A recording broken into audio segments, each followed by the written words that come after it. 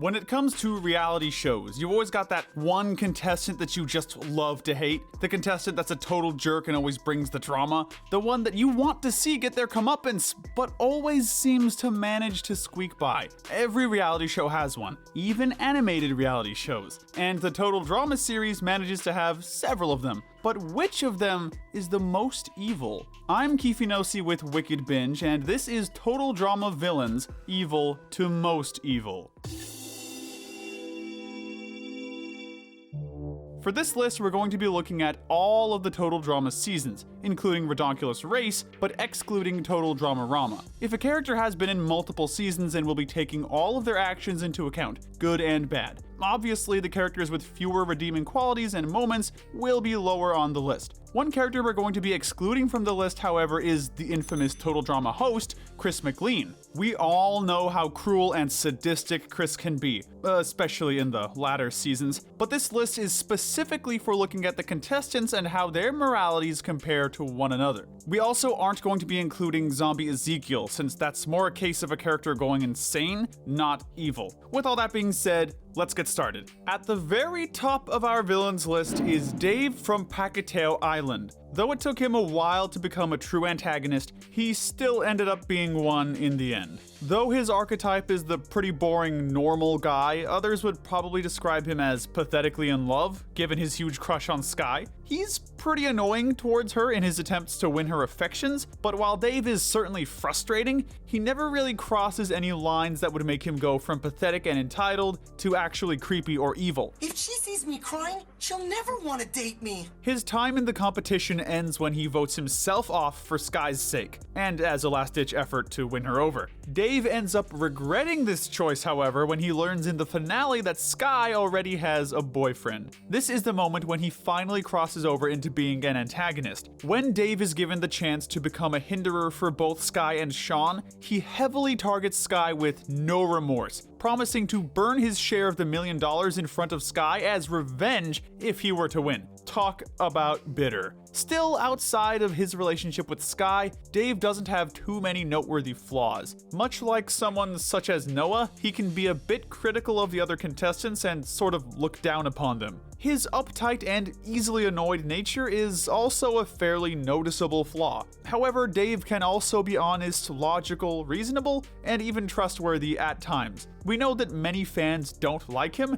and to be honest, we can understand why. Still, in terms of his morality and evil actions, or lack thereof, we felt we had no choice but to put him at the top of our list as the least evil. For our second least evil of the evil contestants, we've selected the wannabe villain, Max. While he certainly tried his best to be a mad scientist type of evil villain, obsessed with being the most diabolical mind Total Drama has ever seen, he even tried to use the reality show as a jumping off point for his goal of world domination. Evil will not be slowed by a mere wedgie. Unfortunately, depending on your perspective, he never quite crossed that line due to a lack of skills on his part, with his partner Scarlett being much more successful in that regard. Still, Max welcomes her assistance and evil genius, using her ideas to help himself succeed. He does at least manage to trap his teammates, threatening to keep them in the trap until they give him respect, in an effort to express his true evil to them.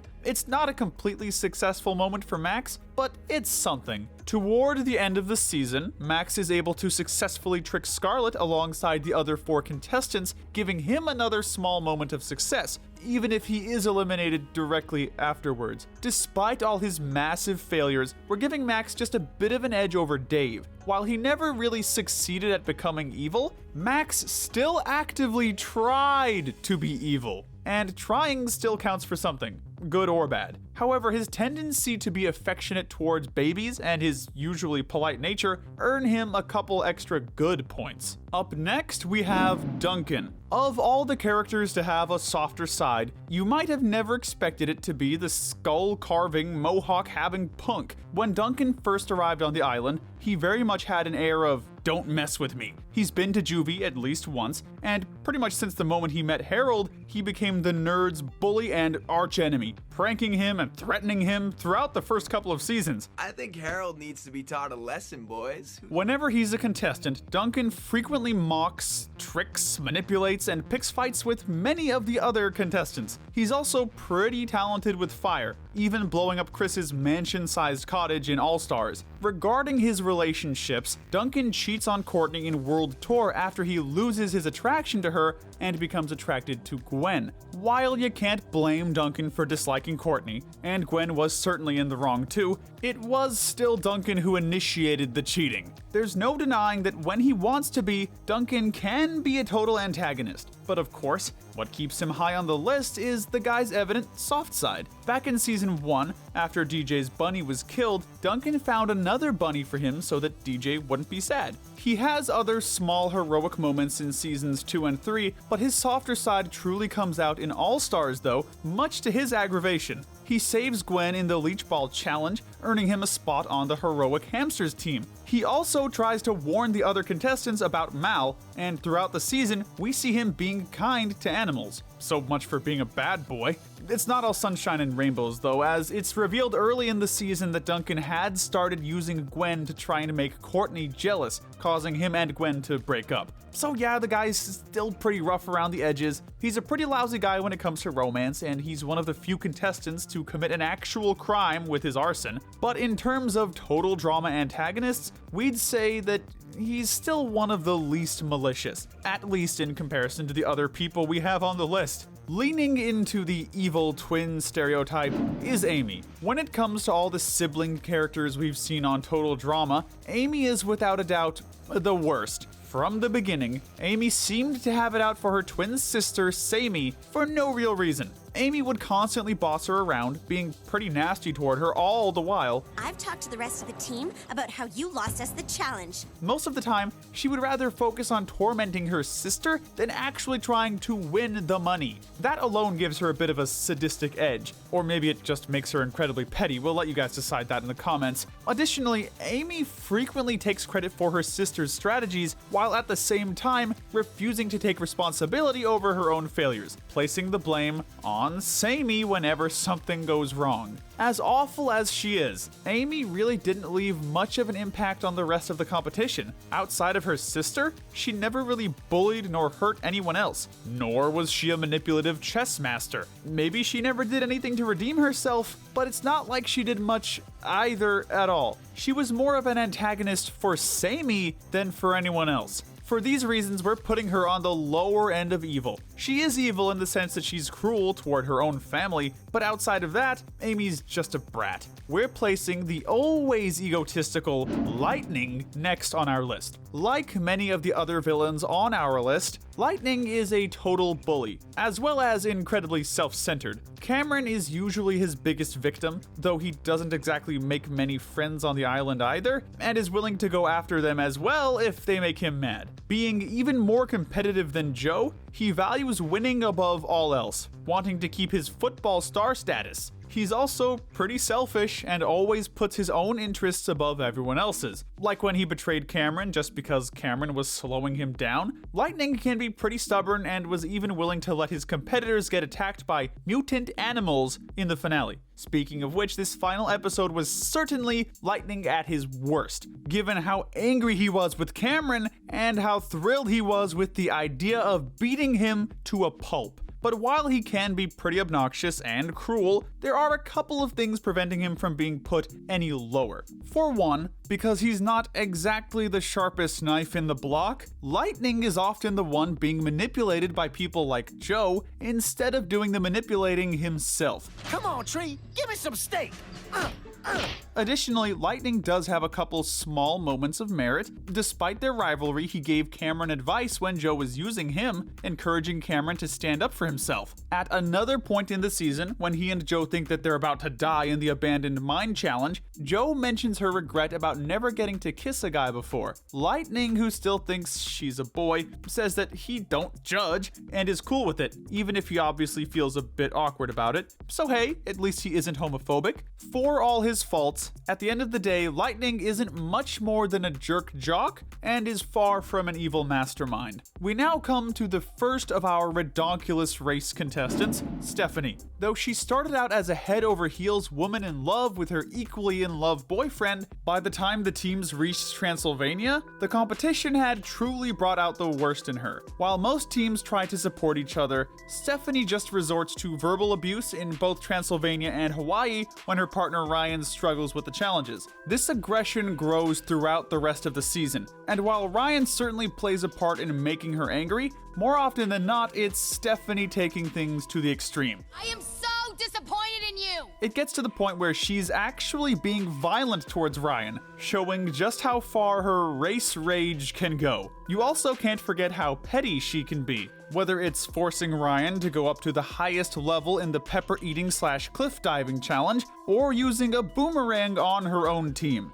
Her ego is also the size of a planet, viewing herself as perfect despite clearly making mistakes and needing Ryan to help her out more than a few times. Thankfully, during the Darjeeling challenge, Stephanie actually manages to cool down a bit, causing her and Ryan to get back together. Yeah, that's not gonna last. Anyway, though she may get a happy ending, you can't deny that Stephanie is a pretty toxic person. However, much like with Amy, we can't really put her any higher because she focuses all of her ire on her partner instead of any of her actual competitors, only sabotaging herself and Ryan and never even trying to manipulate nor sabotage any of the other teams like the other redonkulous villains do. But because we consider her to be much worse than Amy, we're still putting Stephanie a couple notches below her. Just under her, we have Jo. In a way, she's a slightly less aggressive version of Eva, though only slightly. As the secondary antagonist in Revenge of the Island,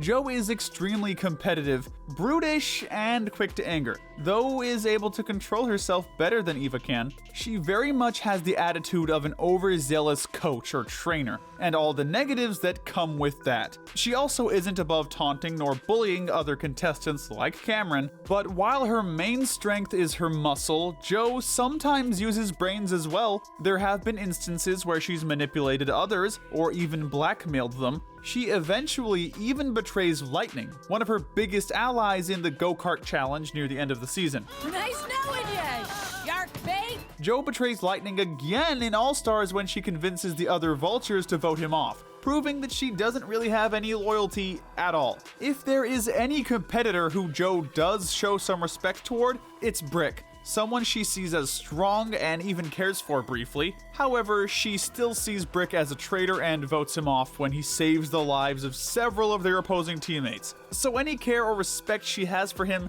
really doesn't amount to much. What keeps Jo from going any lower, though, isn't really any positive merit on her part. It's really more like the other people on this list are just much worse. Up next is another redonkulous contestant, Jacques. Jacques was a tricky one to place. Now, there's no arguing that he's a villain. He clearly enjoys sabotaging the teams just as much as his partner does, only refusing to do so when he believes the risk is too great. Like he says, he has no problems with cheating, only with being caught and penalized for it. But while he has no objections to it, Jacques doesn't really actively try to sabotage on his own. He's very much a follower, just going along with Josie's ideas 90% of the time instead of coming up with his own. The only time Jacques had a plan of his own was in Argentina, when he put vegetable oil all over the sisters' emu during that episode's rodeo challenge. But throughout the rest of the seasons, he's just support. Of course, there's no excuse for just following orders, and he still does quite a bit of damage to the other teams. But him not being the driving force of them does lessen his actions a little bit. Additionally, outside of these moments of sabotage, Jacques seems like a pretty decent guy. He's certainly a good friend to Josie, comforting her whenever she's upset, and especially when she's having a panic attack from her claustrophobia. Because of these reasons, we consider Jacques just a bit less evil than his ice dancing partner in crime.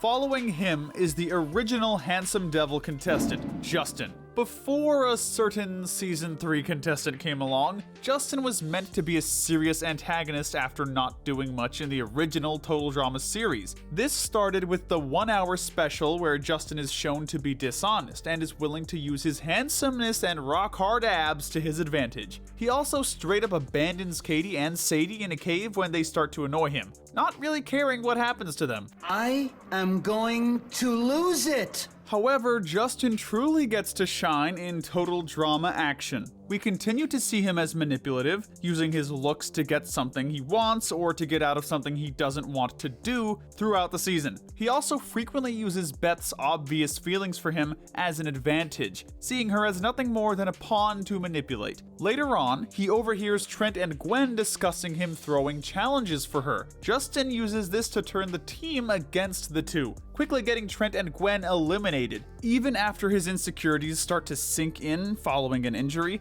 Justin manages to lead a boys-only alliance that gets Lashana voted off. But despite all of this, in terms of his personality, Justin just isn't necessarily always mean-spirited. In fact, he tends to be friendly and social towards most of the other contestants, for the most part. Granted, these friendships usually don't stop him from doing what he can to win, with only his feelings for Courtney being enough for him to surrender to them. But they are still there. Justin also seems to be more focused on inflating his own status and keeping himself handsome than hurting any of the other contestants. He'll strategize to keep himself in the game, but he isn't really interested in causing emotional nor physical distress. Justin even manages to make a few genuine friendships when he joins the Drama Brothers band. While he may have tried to take on Heather's villain role, Justin just couldn't quite reach her level. Next up is the former Southern pageant queen, Sugar. Sugar is one of the 3 antagonists from her season, but while she lasts the longest, we can't really call her the most evil out of all of them. Despite her sweet-sounding name,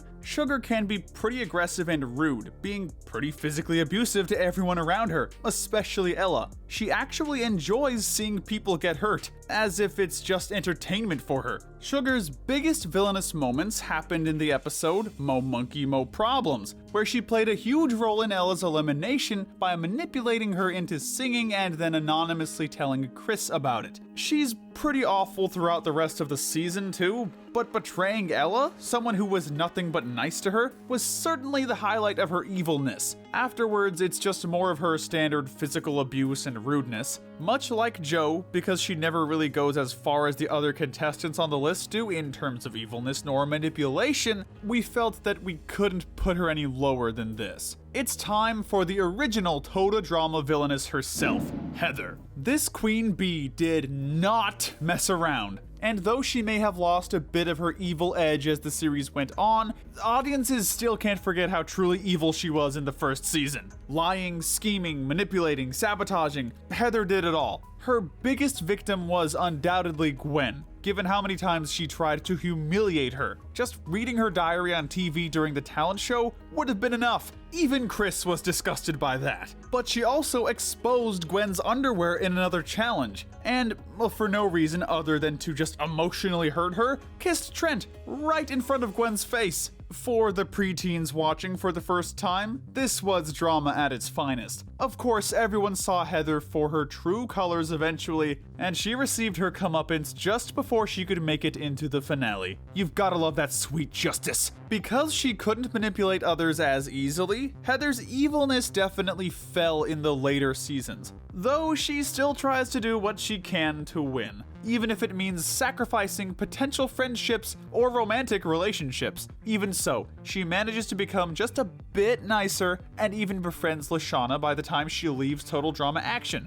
something that seemed impossible in the first season. In Total Drama World Tour, Heather is skilled enough to make it into the finale, and she does it without making a ton of enemies. She still definitely has her moments of meanness, competitiveness, and even of being like the old Heather. Still, these moments can hardly compare to how she used to be, given that she tried to actually help her teammates by warning them about Alejandro. The same goes for her in All-Stars, even if she doesn't last as long there. While we can be proud of the person she became, we really can't overlook all that she did before she made a change. So we still had to give her a decently low spot. Sorry, Heather. Next up, we have Scott. This guy is a total schemer, and actually manages to get pretty far on his crafty nature alone instead of relying on pure strength or wit. He's also a total troublemaker, usually being amused by the chaos that he causes. Pleasure doing blackmail with ya.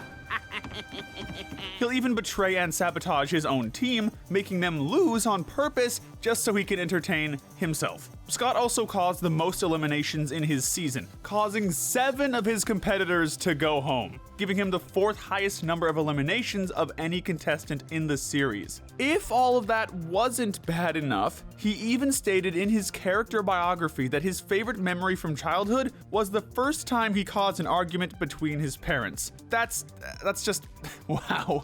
Well, before briefly falling for Courtney in All Stars, Scott really doesn't care about anyone other than himself and his own wants. Scott can also be pretty cruel when he wants to be, like when he turned everyone against Dawn so she couldn't expose him, or when he blackmailed Mike into doing his bidding. In All Stars, however, his antagonistic side sort of fades, and he actually has a couple moments of kindness, even if they are rare. Mostly, this season just focuses on him being dumb, or bumbling, or enjoying gross foods. Though Scott can be a pretty awful person at times, we felt he was more suited to the upper middle of the list, as while he may do some bad things as a main antagonist, he doesn't quite cross over into outright villainous nor dangerous tendencies. In many ways, he's just a meaner Duncan. Huh, maybe that's why Scott briefly hooks up with Courtney. Will you be my boyfriend? No. Either way, Scott manages to earn himself a decent spot, but we still feel there are a few more competitors that are more evil than him.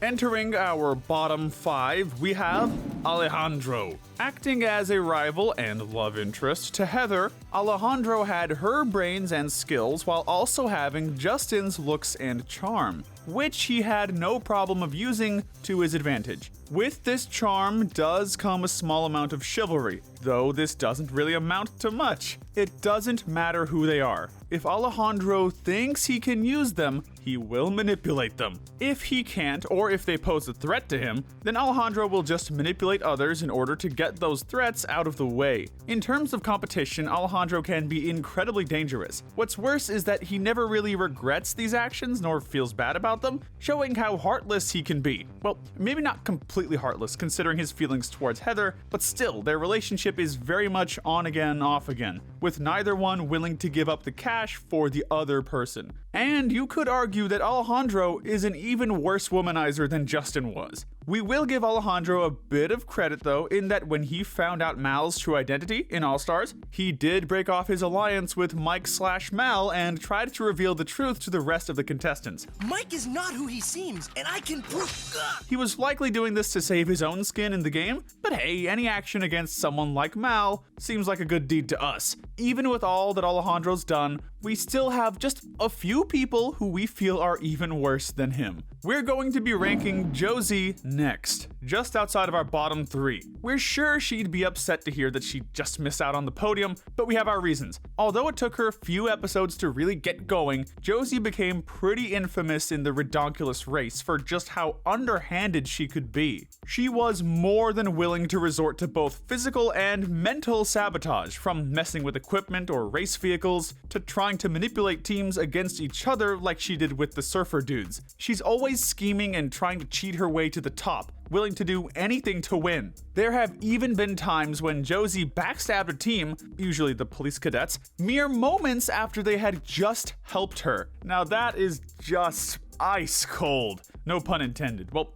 maybe a little intended. Josie also has a pretty volatile temper, as seen through her infamous tantrums that usually lead to more than a little bit of property damage. But while all of this is certainly bad, we couldn't call it the absolute worst. For one, Josie actually does promise to be a better person after she and Jacques lose the race. I'm going to be a better person, starting now! It's a bit of a hollow promise, one that we're sure she'll have a hard time keeping, but it's a start. Additionally, for all the harm and damage Josie because she never actively tried to kill someone. Hurt, yes, but never kill. We'll acknowledge that this is a pretty low bar, but considering our bottom 3 contestants, it's still something to count. Josie may be a top-rate reality show villain, but when it comes to being the worst of the worst, she's still just a few points away from the gold. Earning the bronze medal of evil is Courtney. Ugh, this girl had quite the fall from grace, going from an arguable fan favorite in the first season to a spoiled,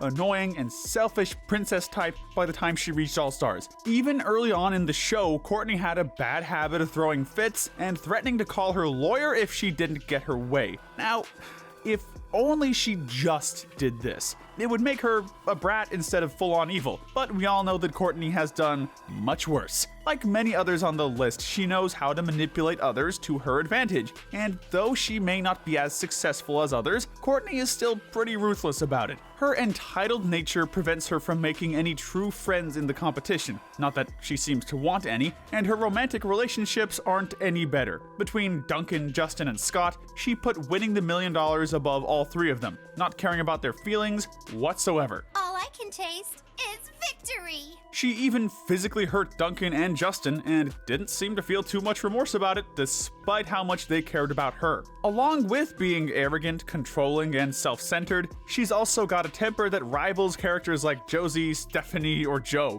When she's not throwing a temper tantrum, she's usually whining about something. Her time in All-Stars really showed how cruel Courtney could be, starting with when she used Sam as a human shield during Leech Ball, an act that earned Courtney a spot on the villainous Vultures. Then in the ice cream challenge that ended up getting her eliminated, she was willing to feed bird poop and burnt chocolate covered ice cream to starving interns just so she wouldn't be at risk for losing the challenge. That is it's a whole other level of messed up. We also can't forget to mention how willing Courtney has been to risk the lives of other contestants. She even threatened to kill DJ, Cody, Owen, and Tyler for the $1 million during the first season special. In another instance, while she and the other contestants were in a building that was set to explode, Courtney held the only means of escape hostage and only agreed to let everyone escape once they promised to split the money with her if they won. Yeah, this girl is truly ruthless with a capital R. But while we can't say Courtney does much to redeem herself, her negatives, surprisingly, aren't quite enough to get her put any lower. Taking the silver medal of evil is the evil genius, Scarlett. While she may have been a bit of a strange choice for a twist villain, you can't really deny the impact that Scarlett had on her season of total drama. When it came to her partnership with Max, she was clearly the one in charge, constantly either manipulating Max into doing what she needed to hide her true nature, or trying to sabotage him whenever she was annoyed by him. Even outside of Max though, Scarlett has been shown to be very crafty and can easily manipulate people with her superior intellect. Near the end of the season, Scarlett manages to take control of the entire island, pretty much holding it hostage and threatening to kill everyone unless Chris hands over the prize money. I am evil! Well, that escalated quickly. She even launched several missiles at Chris's helicopter when he called her bluff, just to show that she wasn't messing around. Had she succeeded in becoming rich, it is implied that Scarlett would have gone after her other goal, that being world domination, next. While other villainous contestants had some tiny moments of goodness or moments of decency, there is no soft side to Scarlett. Not even her own family is safe. In the episode, This Is the Pits, Scarlett reveals that she programmed her brother's toys to attack him every night for 6 years, as payback for pulling her hair. This traumatized her younger brother so much that he's still in therapy. Suddenly, actually, Amy isn't so bad. We'd say that Scarlett is as evil as they come, but there's still one person who manages to somehow be more evil than her. Getting our gold medal of evil is none other than Mal. Maybe it's a bit cheap to give our bottom spot to a character's evil alter ego, but when you look at all Mal managed to accomplish in his season, you can't deny that the guy is pretty damn evil. The guy's name is literally short for malevolent. Like, come on. even before his time on Total Drama, Mal was doing quite a bit of damage, having done enough to get himself sent to juvie, where he was considered one of the most dangerous kids there. Once he takes control of Mike's body once again, Mal does what he can to cause as much destruction as possible. Along with being manipulative, Mal is outright violent at times, being more than willing to seriously hurt or even kill whomever gets in his way. He never shows regret for his actions and doesn't even give a motive for them either. With all of the other villains on this list, they were mainly focused on the cash or the idea of winning. Even Scarlett had her own goals of taking over the world. But for Mal, it seemed like he really just wanted to have his fun and then watch the world burn afterwards. I'm gonna use the prize money to live like a real villain. Mal also tried to take over as the dominant personality, being willing to trap Mike in his mind forever to do this. Yeah, it's really weird, even for this show, and more than a little offensive to people who actually have a split personality type disorder. All that aside, it was Mal's role that made this All-Stars season of Total Drama truly unforgettable, for better or for worse. Whether you like Mal, or think that his inclusion is when the series officially jumped the shark, we're sure you'll agree that Mal more than earns the title of most evil Total Drama villain. And there you have it. But let us know in the comments section if you agree with our ranking, and tell us what we should cover next. Remember to hit that notification bell and binge our Good to Evil playlist, where we break down the moralities of the characters in your favorite cartoons, shows, and movies. But most importantly, stay wicked.